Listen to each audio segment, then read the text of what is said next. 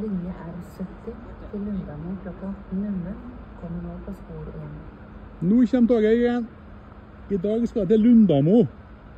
Det er ganske lang tur, altså. Lundamo to its 1800 hours is now riding on track 1.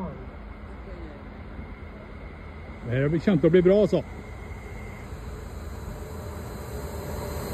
Oi, oi, oi. Det var bra fart. Dette kommer til å bli råbra, Jørgen.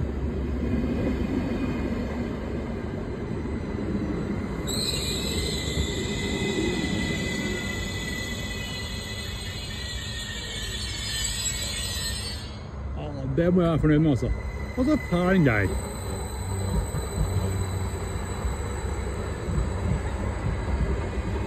Ja, det var en skikkelig bra tur. Det er ferdig. Den skal til Steinkjer. Den skal til Lunda. Ok. God tur.